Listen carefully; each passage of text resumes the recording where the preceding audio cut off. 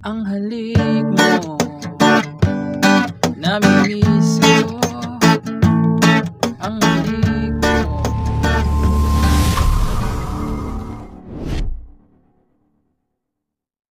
Hello mga ka-idol. So ngayon meron na naman akong ituturo sa inyong magandang kanta.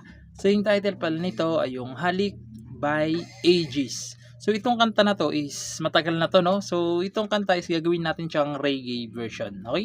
So i-reggae natin yung kanta na to. So kung gusto niyo ng strumming, so comment nyo lang dyan sa baba. Gagawan natin din ng tutorial ng strumming daw, okay? So dito pala mga ka-idol, no, is magiging dalawang klase yung reggae pattern natin. Okay? So dito mo tayo sa reggae. So yung reggae pattern natin is ganito lang. Magbe-bass kayo. Naisasama nyo yung string, okay? Bass. Ganyan. Strum down. Tapos tap. Strum down ulit. So kada isang beses nyo lang gagawin kada chords, okay? Isang beses lang. So ganito lang siya kada chords. Lilipat na kaagad. Okay? Pag may nakita naman kayong number sa taas ng chords, may number 1, ibig sabihin nun, bass lang tapos down. Okay? So, ganito lang siya. Lilipat agad. Okay? So, ganito lang, bass, down, lilipat ka agad. Okay? Pag may number 1 sa taas ng chords, no? So, dito pala gagawin natin dalawang verse yung sa kanta niya kasi nagkaiba ng chords doon sa verse 2 tsaka verse 1, no? So, ngayon proceed na tayo dito sa kanyang verse 1. So, yung verse 1 natin dyan, no, kung makikita nyo, mayroong tatlong chords na may mga number 1. Okay? So, meaning yan, tagi-isang strum down lang. Okay?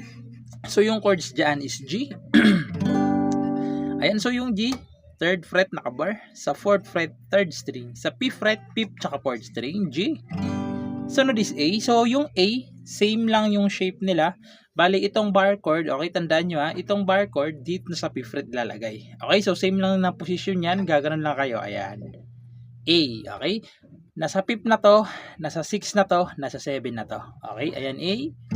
Tapos D. So, yung D na nasa 5th fret pa rin. Dito naman sa 7 ay 2nd string, 3rd, tsaka 4th. Okay, ayan yung D.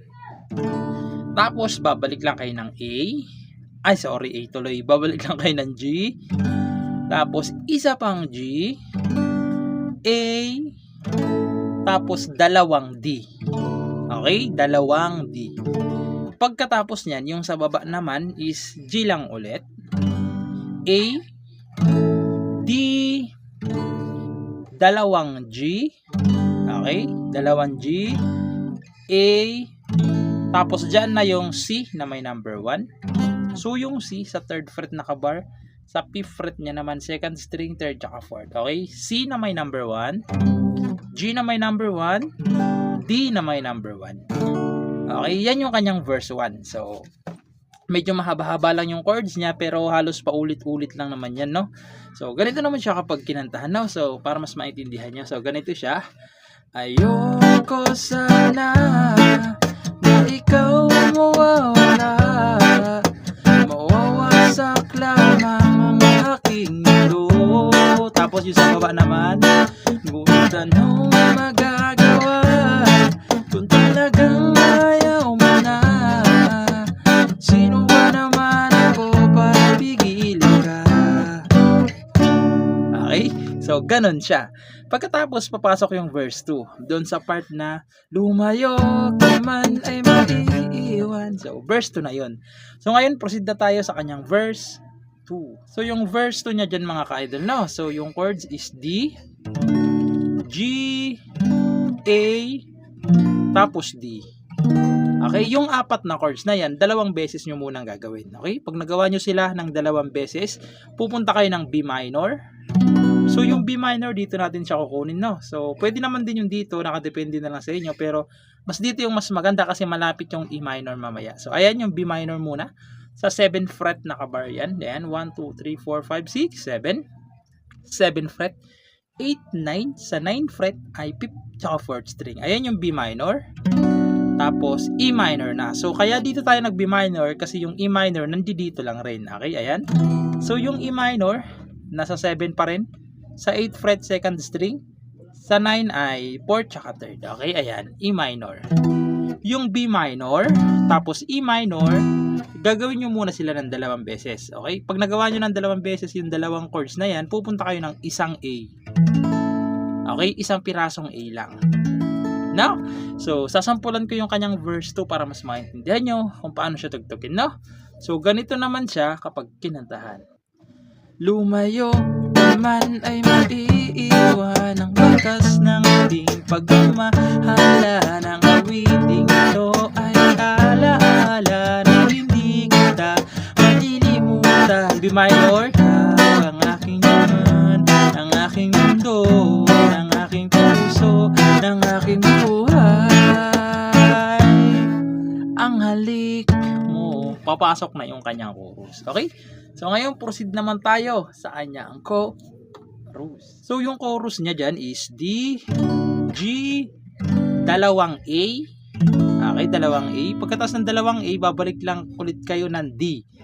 Okay, binaba ko talaga yung chords na yan kasi may mga number 1 na. Okay, ulitin ko, D, yung nasa baba, G, A, tapos G na may number 1, A na may number 1, tapos D na wala ng number. Okay? So, ganito siya sa chorus para mas maintindihan niyo. So, ganito siya. Ang halik mo, namimiss ko. Ang halik mo, namimiss ko. Bakit iniwan mo? Tapos, papasok yung bridge. Okay? Magbi-bridge agad pagkatapos ng chorus. Doon sa part na nasasaktan ako, oh baby. So, doon na sa bridge na yun. Okay? So, ngayon, proceed na tayo sa kanyang bridge. So, yung bridge niya dyan mga ka-idol is D, G, A, D. Yung 4 na chords, 2 beses nyo munang gagawin. Pag nagawa nyo ng 2 beses, pupunta ulit kayo ng pupunta naman kayo ng B minor, E minor, yung B minor, tapos E minor, 2 beses nyo rin gagawin. Pag nagawa nyo ng 2 beses, pupunta kayo ng A, G, A. Okay, so yan yung kanyang bridge. So sasampulan ko ng bahagya para mas maintindihan nyo. So doon yun sa part ng bridge na nasasaktan ako, oh baby, sa tuwing nakikita ka. Isa pa kasi 2 times, naninibig ako, oh baby, pag may kausap kang iba. Tapos yung B minor, so doon na yon. So yung B minor tsaka E minor na yan is halos solo na yan, no? So ginawa na lang nating reggae. So yun lang. Sana naintindihan nyo at nagustuhan nyo at good luck sa bago nyong matututunan.